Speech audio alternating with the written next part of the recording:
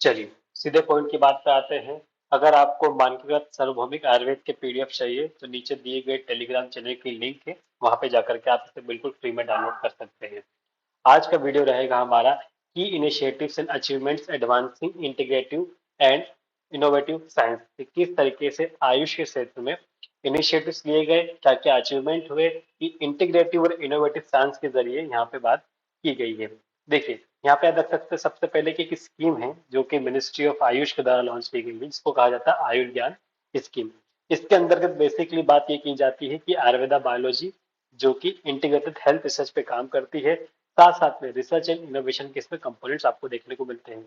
अगर इसके ऑब्जेक्टिव की यदि आप बात करें तो ये प्रायोरिटाइज की रिसर्च एरिया आयुष सेक्टर, तो आयुष सेक्टर के अंतर्गत जितने भी रिसर्चेस आ रही है वो सब आयुर्ज्ञान स्कीम के तहत यहाँ पे लाया गया है। उसके बाद नेक्स्ट स्कीम जो है वो है आयुष स्वास्थ्य स्कीम। बेसिकली ये जो स्कीम है ये public health initiatives PHI component से संबंधित है, जिसका फोकस जो होता है पब्लिक हेल्थ सेक्टर में आयुष का कितना रोल हो सकता है और उसके अंदर कौन कौन सी रिसर्चेस हो सकती है वो यहाँ पे इसमें बात की जाती है। उसी तरीके से इंटीग्रेटेड रिसर्च विद आईसीएमआर, तो आईसीएमआर के साथ में इन्होंने भी कोलैबोरेशन किया हुआ है जिसे हम Indian council of medical research कहते हैं। इसका जो इन्होंने क्या किया है कि स्टेब्लिशमेंट किया है Ayush ICMR advance centre for integrative research. इसका आप यहाँ देख सकते हैं, मैंने यहाँ पे आपको ये फोटो भी दिया हुआ है।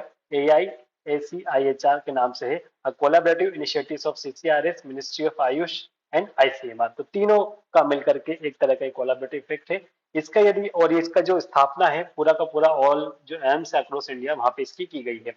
ऑब्जेक्टिव की यदि बात की जाएगी तो to develop dynamic and vibrant ecosystem for integrative health researches, तो एक इकोसिस्टम बनाने की कोशिश की गई है यहाँ पे। To mainstream the integrative health approaches for diseases of national importance, तो जितनी भी डिसीजेस हैं जो कि नेशनल इंपॉर्टेंस पे आधारित होती हैं उनके लिए एक इंटीग्रेटिव हेल्थ अप्रोच लाने की बात की गई है। To contribute to the goal of one nation one health, ये एक गोल है जिसके अंतर्गत बात की जाती है कि through evidence based integrative preventive and management approach, जिसके अंतर्गत एविडेंस बेस्ड इंटीग्रेटिव प्रिवेंटिव और मैनेजमेंट अप्रोच को यहाँ पे इन्होंने इंक्लूड किया है। तो बेसिकली ये जो AIACHR है ये किस पे काम करता है, तो बेसिकली प्रिवेंटिव मेडिसिन, वेलनेस पे, mental health and genetic health पर, neurological disorders, reproductive child health and nutrition पे, GIT gastrointestinal disorders, NCDs and metabolic disorders, musculoskeletal disorders, communicable disease, anorectal disease and autoimmune disorders पे बात ये करते हैं।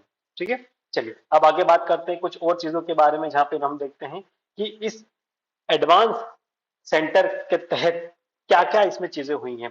तो basically यहाँ पे आप देख सकते हैं कि ये ब्रिज का काम करता है आयुर्वेदा मॉडर्न साइंस के बीच में, जो कि एविडेंस बेस्ड डिसीज स्पेसिफिक और ट्रांसलेशन रिसर्च के बारे में बात करता है। तो लगभग 5 इंस्टीट्यूट जो ऐसे तैयार किए गए हैं जिनको आइडेंटिफाई किया गया है जहाँ पे ये काम चल रहा है। तो यहाँ पे आप लिस्ट देख सकते हैं लगभग ये। तो इसमें आप देख सकते हैं कि एम्स दिल्ली जो कि gastro intestinal disorder and women and child health पे काम कर रहा है, जो कि यहाँ पे आपके 2 पॉइंट्स कवर हो जाते हैं। तो यहाँ पे integrative management of GI disease, maternal paediatric disorders. AIIMS Jodhpur जो है वो जेनेटिक हेल्थ पे काम कर रहा है, जिसपे आप देख सकते हैं कि age related disorders, quality of life improvement. Nagpur जो है वो कैंसर पे काम कर रहा है, एम्स नागपुर, जिसमें integrative oncology, supportive care, symptom management बात की जाती है। एंड एम्स ऋषिकेश जो है वो जेनेटिक हेल्थ पे यहाँ पे बात कर रहा है। ठीक है, तो यहाँ पे हमने ये 2 चीज देखी है। तो जोधपुर और ऋषिकेश दोनों जेनेटिक हेल्थ पे यहाँ पे काम कर रहे हैं। तो healthy ageing, chronic disease management पे ये काम कर रहा है। की फीचर्स क्या बात की जाती है, तो बेसिकली इसका जो काम है ये जो है ये इंटीग्रेटिव प्रोटोकॉल को स्पेसिफाई करती है। साथ में इसमें क्लिनिशियन, रिसर्च, आयुष प्रैक्टिशनर्स सबका कोलेबोरेशन इन्होंने मांगा है। इनका एम क्या है, to develop safe, effective, validated therapies को यहाँ पे लाना है। आइए उसके बाद दूसरे हम बात करते हैं ethical framework for integrative medicine, जो कि आईसीएमआर के तहत हो रहा है। बेसिकली इसकी जो अथॉरिटी है वो आईसीएमआर को दी गई है।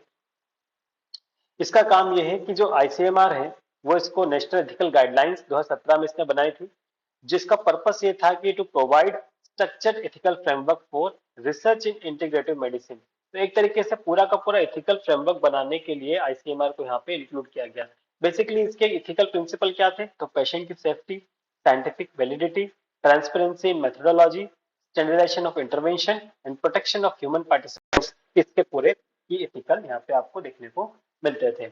उसी तरह से हम बात करें इसका इंपॉर्टेंस क्या था, तो ये क्या करता था, एविडेंस बेस्ड आयुर्वेदा इंटीग्रेशन के बारे में बात करता था, जो कि इंश्योर करता था कि ये जो चीज निकले ग्लोबली एक्सेप्टेबल किया जाए और रिसर्च क्रेडिबिलिटी यहाँ पे इसकी दी जाए। उसका हम बात करते हैं यहाँ पे कि जो रिसर्च प्रोग्रेस है वो इसमें कितनी हुई है। तो बेसिकली यदि आप देखें तो जो सेंटर्स थे, जो एडवांस सेंटर्स के थे, उसमें 12 रिसर्च प्रोजेक्ट जो है वो इसमें इनिशिएट किए गए थे, जिसमें वो क्लिनिकल वैलिडेशन और इंटीग्रेटिव ट्रीटमेंट प्रोटोकॉल मॉडल्स पे वो काम करते थे। ठीक है, अब हम बात करते हैं और कौन से अचीवमेंट्स की। तो आईपीआर, इंटेलेक्चुअल प्रॉपर्टी राइट इन आयुष के बारे में हम बात करेंगे। इसको जो तैयार किया गया है वो तैयार किया गया है CGPDTM, जिसको अपन नॉर्म शॉर्ट फॉर्म में कहते हैं, controller general of patents design and trademarks, ये अथॉरिटी। उसके साथ में DPIIT, जिसको बोलते हैं department for promotion of industry and internal trade, और मिनिस्ट्री ऑफ आयुष। तो तीनों के तहत ये काम यहाँ पे किया गया है, तो ये बहुत इंपॉर्टेंट है। तो क्या क्या इन्होंने काम किए हैं, तो आइए देखते हैं। तो पेटेंट गाइडलाइंस फॉर आयुष इन्होंने डेवलप किया है। इसका जो टाइटल है, guideline for processing patent application of Ayush system and related inventions. इसको लॉन्च कब किया गया था, तो 10th आयुर्वेदा डे पे, और गोवा में इसे लॉन्च किया गया था, अय्या में। इसका ऑब्जेक्टिव क्या था, तो बेसिकली इसका ऑब्जेक्टिव ये था कि फैसिलिटेट किस चीज को करता है, तो smooth patent examination and faster processing को ये यहाँ पे बात करता है। इसमें गाइड्स करवाते थे, तो innovators, researcher, patent examiner significance के देखे जाते थे। उसके बाद इसमें इनकरेज क्या हुआ था कि ट्रेडिशनल मेडिसिन में इनोवेशन को इनकरेज किया जाता है। साथ में biopiracy, misuse of traditional knowledge का प्रिवेंशन यहाँ पे इन्होंने इंक्लूड किया है। उसके बाद हम बात करते हैं एक और स्कीम के बारे में, जो कि बहुत ही इंपॉर्टेंट स्कीम है, जो है SPRIHA स्कीम, जिसको IPR एजुकेशन के तहत लिया गया है। इसको कहा जाता है scheme for pedagogy and research in IPR for holistic education and academia. ठीक है, इसका डेवलपमेंट क्या था, इसका जो नोटिफाइड IPR चेयर जो है वो है national institute of Ayurveda Jaipur. Role की बात की जाएगी तो IPR awareness in AYUSH and academic research in patent को प्रमोट करना यहाँ पे इनका काम था। उसके बाद हम बात करें इंटरनेशनल कंट्रीब्यूशन की, तो इंटरनेशनल कंट्रीब्यूशन यदि आप देखें यहाँ पे, तो यहाँ पे आपको जो है WIPO, इसका ये प्लेटफॉर्म था, जो कि आपको यहाँ पे देखने को मिलता है, जो यहाँ पे इस चीज को बताता है। और उसी तरीके से पार्टिसिपेशन इस पे बात की जाएगी तो इंटर गवर्नमेंटल कमिटीज बनाए गए थे यहाँ पे, जो कि इसको लीड कर रही थी। आउटकम की बात की जाएगी तो यहाँ पे MED 24 में से अडॉप्ट किया गया था। इसका फोकस एरिया क्या था, तो intellectual property right, genetic resources and traditional knowledge का इंटरसेक्शन यहाँ पे हुआ था। चलिए आगे बात करते हैं collaboration with DBT, biotechnological integration. Objective की यदि बात की जाएगी, इसका जो बेसिकली ऑब्जेक्टिव था वो था use modern biotechnology tools to validate Ayurveda therapies. ठीक है, तो बायोटेक्नोलॉजीज को यहाँ पे जूम करना था। बेसिकली जिसको टारगेटेड डिसीजेस थे वो थे chronic disorder, diabetes, obesities, cardiovascular disease, osteoarthritis, cachexia, और इन्फेक्शंस में ट्यूबरकुलोसिस पे उन्होंने बात यहाँ पे करी थी। उसी तरीके से रिसर्च मेथोडोलॉजी की बात की जाएगी तो मैकेनिक स्टैटिक्स और एनिमल स्टडीज मॉडल पे काम करते थे। एडवांस टेक्निक की बात की जाएगी तो analytical method, data analytical tools in पे इन्होंने इंक्लूड किया था। साथ में यदि इसका एक्सपेक्टेड आउटकम देखा जाए तो अंडरस्टैंडिंग किस चीज के लिए थी इन्होंने, तो बायोलॉजिकल मैकेनिज्म आयुर्वेदा ड्रग, उनका पूरा मैकेनिज्म देखना था। साथ में न्यू इंटीग्रेटेड थेरेपीज को डेवलप करना था, और पेशेंट की quality of life, reduce morbidity और लाइफ स्पान को इंक्रीज करना, ये इसके सारे बेनिफिट्स थे। तो ये हमारी बात यहाँ पे हो गई। उसी तरीके से दूसरा काम हुआ था central research institute of yoga and naturopathy पे। ये जो लोकेशन थी बेसिकली दो जगह पे थी, एक तो झज्जर हरियाणा में और नागामंगला कर्नाटक में। बेसिकली इसका नेचर था, ये state of the art institution थे। ठीक है, उसके तहत इसका कोर ऑब्जेक्टिव जो था वो था एक तरीके से एजुकेशन, प्रिवेंटिव हेल्थ केयर और रिसर्च में एक तरीके से स्टैंडर्ड को एस्टेब्लिश करना। यदि इसके फंक्शनल रोल की बात की जाएगी तो योगा प्रैक्टिस, नेचुरोथेरेपीज जो कि थेरेपीज होती हैं, एविडेंस बेस्ड रिसर्च और इंटरनेशनल कोलैबोरेशन सेंटर को यहाँ पे एस्टेब्लिश करके साइंटिफिक वैलिडेशन को यहाँ पे इंक्लूड करना था, और साथ में global and yoga and wellness को यहाँ पे प्रमोशन करना था। एडिशनल यदि आप इसमें देखें तो इसमें इन्होंने स्टार्टअप इंक्यूबेशन सेंटर भी इन्होंने बनाया था। इसका जो फोकस एरिया था वेलनेस इंडस्ट्रीज और प्रिवेंटिव हेल्थ केयर सेक्टर में आगे लोगों को लाना। उसी तरह से हम बात करते हैं पब्लिक हेल्थ रिसर्च इनिशिएटिव्स की। तो पब्लिक हेल्थ रिसर्च इनिशिएटिव्स की यदि आप बात की जाए तो यहाँ पे आपको कई चीजें देखने को मिलती है। जैसे आप देख सकते हैं यहाँ पे कि इंटर डिसिप्लिनरी कोलैबोरेशन था, जो कि गवर्नमेंट एजेंसीज, रिसर्च बॉडीज और हेल्थ केयर इंस्टीट्यूशन के बीच में ये काम हुआ था। तो एग्जाम्पल के लिए आपने देखे इसको, तो एकलव्य मॉडल रेसिडेंशियल स्कूल जो EMRS जो स्टडी होती है, जो कि मिनिस्ट्री ऑफ ट्राइबल अफेयर के अंतर्गत आती है, इन्होंने ICMR और जो आपका NIRTH national institute of research in tribal health, national institute of research in tribal health, इसके साथ में इन्होंने मिलकर के इस पे काम किया। इसका बेसिकली जो ऑब्जेक्टिव था वो ये था कि identify health problem is tribal student, तो जो हेल्थ प्रॉब्लम होते थे उनको आइडेंटिफाई करना, साथ में हेल्थ केयर सॉल्यूशन का प्रोवाइड करवाना, ये इनके टारगेट थे।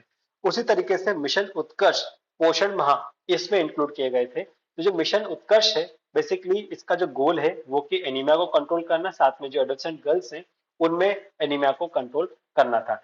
स्टडी की यदि बात की जाएगी तो उसमें आयुर्वेदिक इंटरवेंशन और साथ में जो एग्जिस्टिंग हेल्थ सिस्टम है उसको इंटीग्रेट किया गया था। तो बेसिकली इसका जो एक्सपेक्टेड आउटकम था वो क्या है कि improved nutrition status and overall health की जो यहाँ पे उन्होंने बात की थी।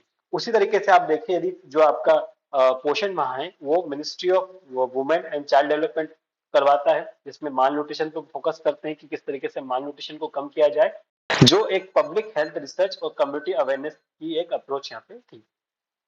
तो इसी तरीके से यहाँ पर आप देख सकते हैं कि अब आगे जाकर हम देखेंगे 6 ऐसे जो प्लान्स थे जो कि research oriented public health activities, जो कि आपके CCRS, CCRUM, CCRH अलग अलग संस्थाएं जो कि नेशनल इंस्टीट्यूट की रिसर्च वाली संस्था है उन्होंने करवाई थी। तो इसमें आप देख सकते हैं कि प्रोग्राम्स कौन कौन से थे। तो पहला है ट्राइबल हेल्थ केयर प्रोग्राम, ठीक है, ये किसने करवाया था? तो बेसिकली ये CCRS और CCRUM ने करवाया था, जो कि मल्टीपल स्टेट को कवर करता है।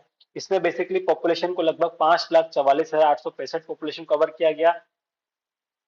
लगभग आपके 2,56,784 पेशेंट को मेडिकल एड्स दी गई और फोक नॉलेज डॉक्यूमेंट को किया गया लगभग 878 जो क्लेम्स थे फोक नॉलेज के उसको यहाँ पे इन्होंने डॉक्यूमेंट किया। तो ये अचीवमेंट्स भी आपको ध्यान रखने हैं। उसी तरीके से मोबाइल हेल्थ केयर प्रोग्राम, जिसको SCSP शेड्यूल कास्ट सब प्लान, शेड्यूल कास्ट सब प्लान के तहत यहाँ पे इसको इंट्रोड्यूस किया गया, जो कि CCRS और CCRM के द्वारा किया गया है, जो भी मल्टीपल स्टेट में किया गया था। बेसिकली इसमें लगभग 8,31,349 इसमें पॉपुलेशन कवर की गई थी और 4,82,944 पेशेंट को मेडिकल एड दी गई थी। उसी तरीके से हम बात करें तो women and child health programme, जो कि इसी तरीके से शेड्यूल कास्ट सब प्लान के अंतर्गत काम किया गया। इसमें 10 CCRS इंस्टीट्यूट थे, 10 स्टेट को इसमें कवर किया गया। इसमें लगभग 3,23,700 पॉपुलेशन सर्वे की गई और लगभग 1,95,104 पेशेंट को मेडिकल एड यहाँ पे प्रोवाइड की गई। उसी तरीके से स्वास्थ्य रक्षण प्रोग्राम को इन्होंने इंक्लूड किया गया, जो कि 21 CCRS इंस्टीट्यूट ने करवाया इसमें, जो कि मध्य भारत के 19 राज्यों में इसको इंक्लूड किया गया और लगभग 1,49,940 1,49,940 मेडिकल एड्स प्रोवाइड की गई पेशेंट्स को। उसी तरीके से हम बात करें लास्ट जो है हमारा integration of NPCDCS national programme for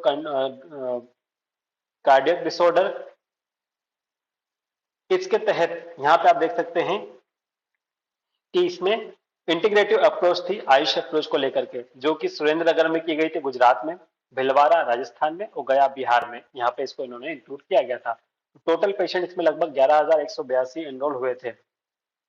उसी तरीके से आप देख सकते हैं यहाँ पे Ayurvedic health centre north east plan में किया गया, लगभग 19 सेंटर इसमें स्थापित किए गए थे और ये 4 नॉर्दर्न स्टेट जो थे वहां पे इसको इन्होंने इंक्लूड किया गया था। लगभग 5,14,395 5,14,395 पेशेंट इसमें कवर किए गए थे। तो ये कुछ ऐसे इनिशिएटिव्स थे जो कि मिनिस्ट्री ऑफ आयुष ने रिसर्च इनोवेटिव के तहत यहाँ पे इन्होंने इंक्लूड किए।